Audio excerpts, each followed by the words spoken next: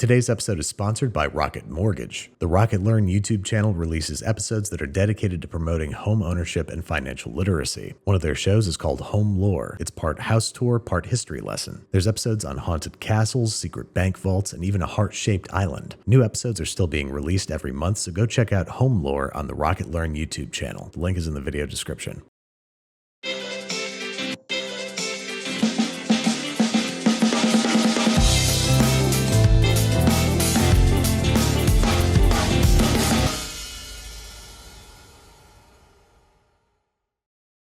So this week on Basics, I wanted to try something a little different. A slower, more relaxed voiceover and live audio of the food in the kitchen, amongst other things. So first up, we're going to make our own English muffins, combining 625 grams of bread flour, 1.5 tablespoons of sugar, 1 tablespoon of kosher salt, and 2 teaspoons of instant dry yeast combined in a large bowl and whisked until homogeneous. Then we're adding 40 grams or about 3 tablespoons worth of unsalted room temperature butter, which we're going to continually crumble into the flour until it takes on a sort of mealy texture. Once that's well incorporated, I'm adding 300 ml of whole milk and 135 ml of water at a nice balmy temperature around 100 degrees Fahrenheit. Then we're just going to start coaxing everything together by hand.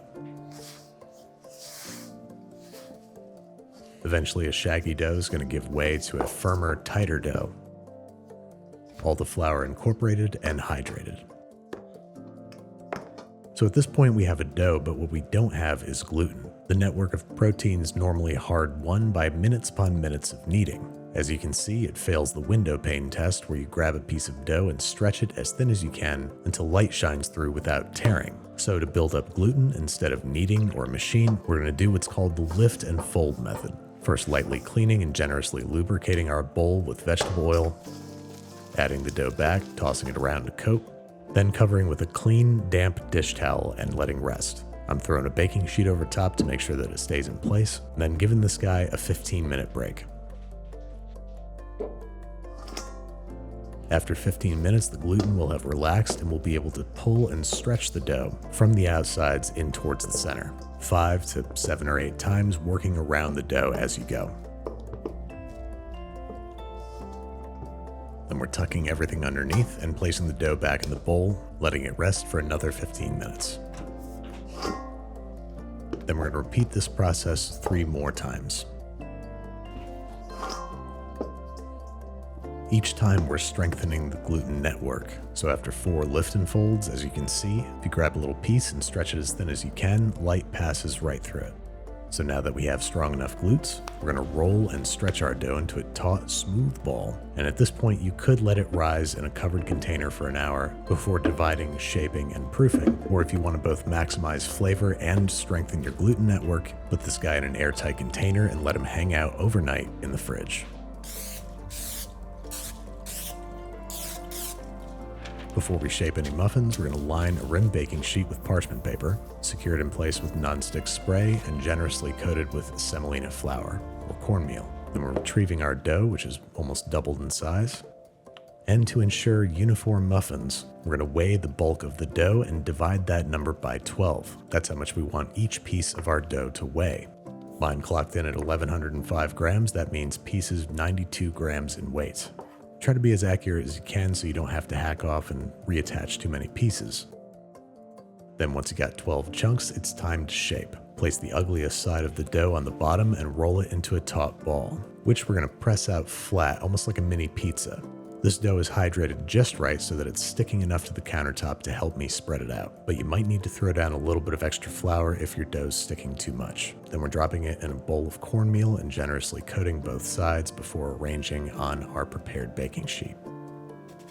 Shaking off that cornmeal away from the dough so that it doesn't get mixed in. Then we're going to cover these guys in plastic wrap, ta-da, and allow to rise for 1 to 1.5 hours until puffed and nearly doubled in size.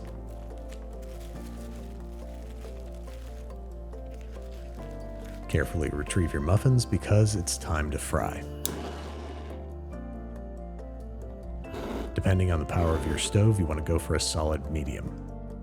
Our objective here is to maintain a temperature between 300 to 350 degrees Fahrenheit.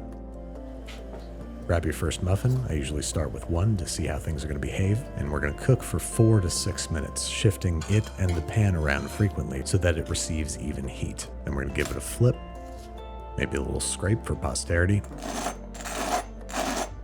and continue to cook for another 5 to 7 minutes until evenly browned and its thickest point registers between 200 to 210 degrees Fahrenheit. Get it off the heat and let it cool completely on a wire rack. As you can see, the muffins need to be kept moving because the heat doesn't get evenly distributed. I also want to show you what happens when you overprove. On the right, we have a muffin that was allowed to rise for a full hour longer than the one on the left. I also know it can be tempting to dig into a fresh hot English muffin, but as you can see, while it's still hot, it tears very unevenly.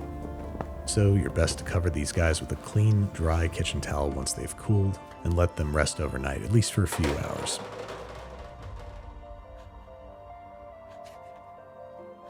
Now they've been allowed to firm up so they split evenly and don't take on a gummy texture. You could hide treasure in those nooks and crannies. Now, normally Canadian bacon is the preferred protein for Eggs Benedict, but I like something crispy and funky, so I'm frying up pancetta or speck. Next, I want to talk about eggs. We want to crack eggs on a flat surface, but if you don't use enough force, you won't break the membrane and you'll end up with a lot of shell fragments and maybe a broken yolk.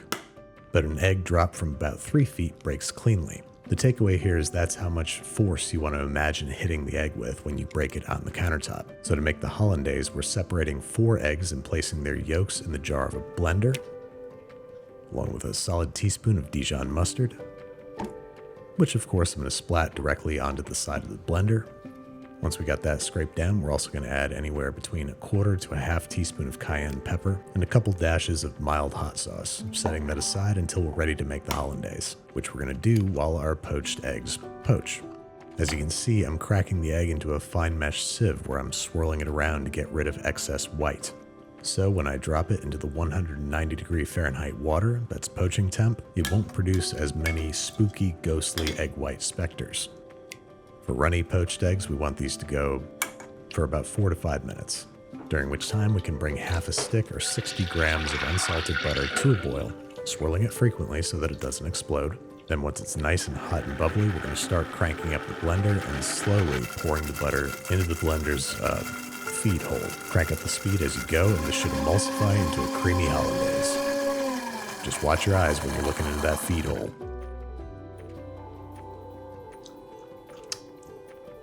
Adjust seasoning as desired and keep it warm. Meanwhile, our eggs are headed out of the bath and into a bowl, getting covered up until ready to serve. If they cool off too much, just dump them back in the hot water for another 30 seconds. Toast your English muffins to your desired degree of toastedness. Arrange on a plate with crispy pancetta.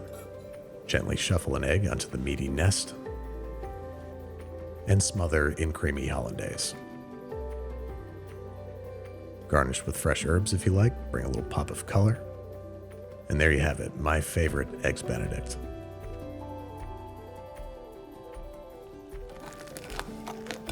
The eggs are cooked to a medium poach, and that's how I like them. Otherwise things get a little too mushy.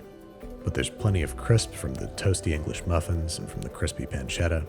Nice mixture of acid and spice to balance out all the fat.